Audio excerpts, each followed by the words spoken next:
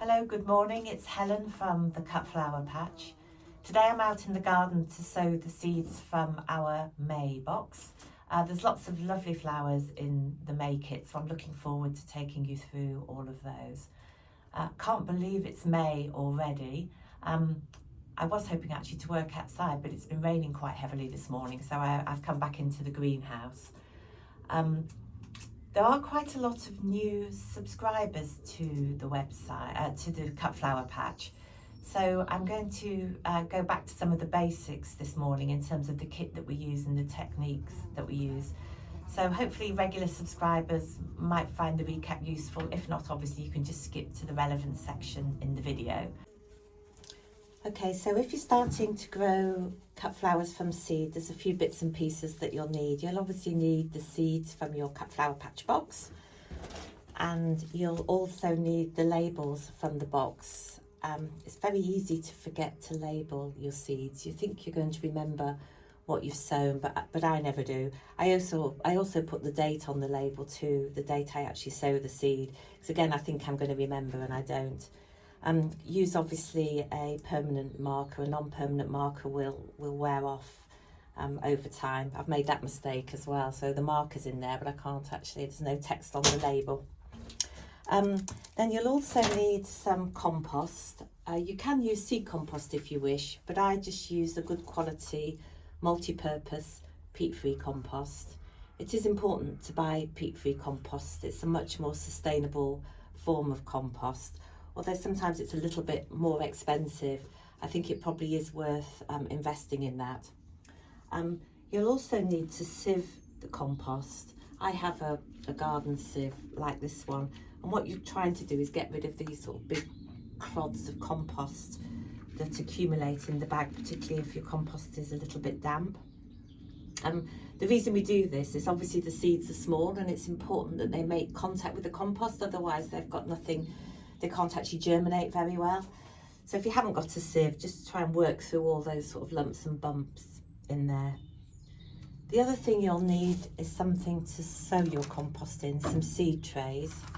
I like the seed trays with individual cells, and I tend to use these 24 cell seed trays. You can use 40 cell trays, or you can just use plain seed trays. There is something on the blog actually where I had a go at making seed trays from different materials that were going to get thrown out. So this is one I made using an old oat milk carton.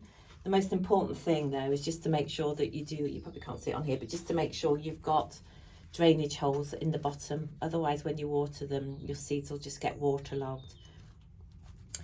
And the other thing you'll need is something to cover your seed trays with. We only put a cover on when the seeds are first sown and they're starting to germinate. The seed trays I use come with these plastic lids, but you could use a shower cap or a plastic bag, just something to keep the moisture in while the seeds are germinating.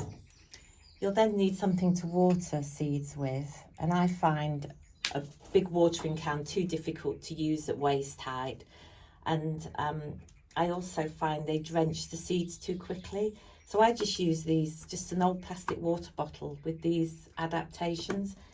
And so they could produce quite a nice light spray. I think these came from Amazon and they're fairly cheap to buy, and you get a number of them in a pack. So essentially that's the main kit. That's pretty much all you'll need to get going. So I'll make a start on the seeds, and I'm going to start with the strawflower seeds. So first off, I'll sow our straw flowers. I've chosen a really nice mixed colour variety, and they've got good long stems, so they're very good for cutting. And apparently straw flowers also make a very good dried flower for winter arrangements. For those of you who've been with us for a few months, you'll know I plan to dry some flowers this year, so some of you might want to do that with me too. So what I've done, I filled my cell tray with the sieved compost. I'm then going to depress it slightly with another seed tray. The purpose of doing this is to get any air pockets out of the compost. If the seeds get trapped in an air pocket, they're less likely to germinate because they've got nothing to sort of attach themselves to. I'm then going to water my compost. Some people water their seeds afterwards, but I've sort of come to the conclusion it's probably easier to start with to water it beforehand. A real problem with seed growing is people often overwater them. You certainly need to keep them moist, but you don't want to drench them. So I'll just moisten that. My compost is already fairly moist actually, so I don't need a lot of water in this instance. And then with the straw flowers, you do get about, well, roughly 300 in the pack. So there's plenty if your first sowing doesn't work. And of course you can always give some away. I think a lot of growers are finding now they've got too many seeds and too many flowers. So I tend to give a lot away, or help friends start cut flower patches, that sort of thing. I have sold plants in the past for charity too. That's always a popular activity on our road. Anyway, what we're going to do is put maybe 1 or 2 seeds in each cell. They're not too small. Again, people who've been with us for a while will know I'm not a fan of a small seed. So what you need to do is just very gently press the seed into the compost. We're not going to cover the straw flower seeds because they need light to germinate, but we do need them to make contact with the compost. So we just press those very lightly. So I'm not sure you can see that. So I'm just very delicately pressing those into the compost. And then I won't fill the whole tray now. I'll do it after I finish the video. But what you need to do then is pop your label in and then put on your cover, whether you're using a plastic bag or a shower cap. It just needs to be covered until the seeds start to germinate. So I'm going to pop these on the kitchen windowsill where it's warm and it's bright, and keep the cover on. I'm going to check them regularly, and as soon as I see the first signs of germination, I will take them out, take the cover off, and bring them out into the greenhouse for the next stage. If you don't have a greenhouse, you can use a polytunnel or a cold frame. In fact, there is again something on the Cut Flower blog about alternatives to greenhouses if you don't have a greenhouse. Okay, so that's the straw flower. I'll now go on to do the bergamot. So on to our bergamot. It's also known as bee balm. It's a flower that attracts bees, so that's always a good one to have in your garden. Any flower that's a good pollinator obviously is a good thing. Again, I've filled my tray with sieved multi-purpose compost. I'm going to depress it again to get rid of any air holes, and I'm going to water that again. So I'm going this time to water everything before sowing, but if you forget to water it before sowing, you can water afterwards. As I said before, just be careful not to overwater. Now the bergamot, the variety we've got is a really gorgeous scarlet red colour. I think it's going to be very, very striking. It's quite a distinctive flower head. It sort of has a double-lipped petal, and it's also very, very fragrant, so it has a lovely smell. I think that's one of the things about cut flowers that you grow yourself. They are fragrant as opposed to flowers that you buy from a supermarket that virtually have no fragrance at all. So I'm sure that's something everyone will really appreciate, actually getting a really nice fragrant flower. So I'm going to put again a couple of seeds in each cell. When they come to germinate and grow a little bit, I might take out the weaker of the two, but I'll see how they look when the time comes. I'm going to sow just half a tray of these. Again, I think it's another problem that people sow a lot more than they need, and then when they start to grow and you pop them on, you just haven't got space for them all. So it's worth trying to not overgrow, if that makes sense. Then they don't need to be covered a lot, but they need a little bit of a covering of compost. Unlike the straw flowers, which need the light to germinate, these are better to have a little bit of compost on top. Again, I won't do them all. Well, actually, I can finish it all now. I'll quickly finish this and put my label in, and then we will go on to plant the globe amaranth, which is another gorgeous cut flower. And again, it's another good flower for for drying. Again, another one that's attracted to pollinators. In this instance, I think the butterflies particularly enjoy the globe amaranth. So with these, we've only got 25 seeds in the pack. So I'm going to use the other half of my tray for the globe amaranth. And I'm just going to put one seed in each cell. Now the seeds, the cut flower patch seeds, I've had really good feedback on how well they germinate. And we do buy very high quality seeds from a very good wholesaler. So though obviously I can't guarantee 100% success, hopefully with these seeds you will have a good germination rate. I think that's another reason why a lot of people have found they've got too many flowers, because they're actually victim of their own success, really, that a lot of them have germinated.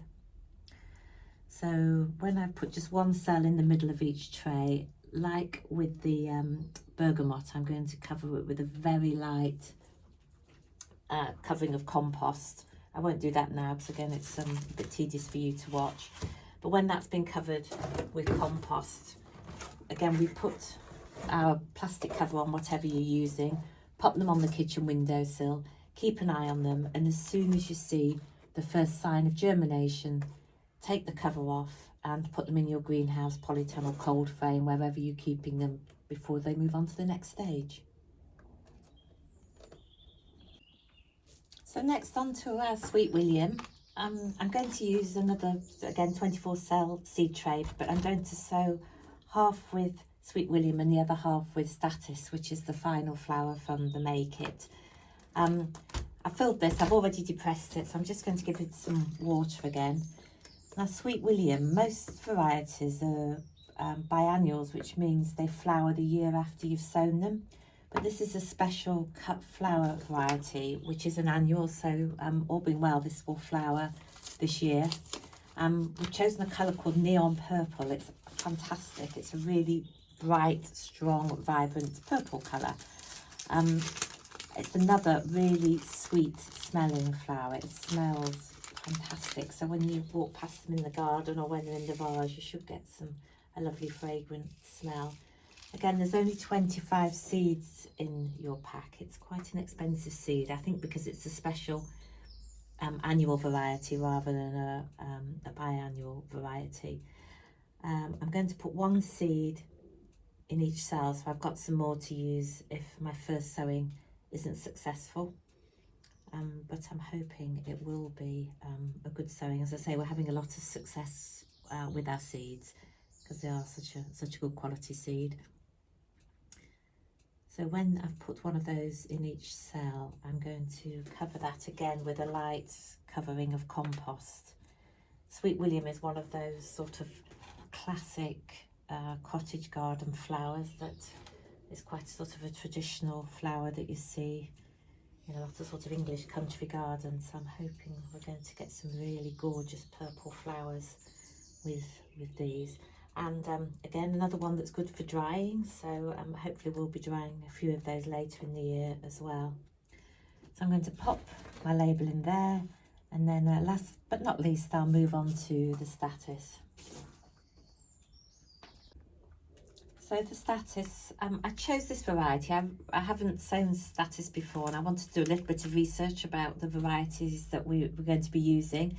And apparently this is a really good variety, and it's the one that's used by most professional flower growers.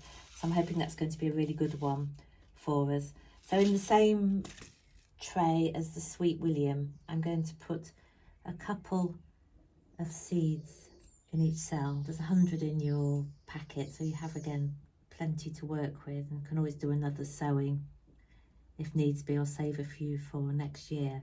Actually, I did the Cut Flower Patch did a giveaway with a company called Bookspace, who are a company that work with schools, primary schools. They design libraries for primary schools, and I had some seeds left over, so I did a giveaway with them and put together a special pack for schools, and we had so much interest in it. I think a lot of schools are sowing and growing their own flowers and vegetables, So it's another thing, if you've got leftover seeds, it might be worth seeing if your local school would like some.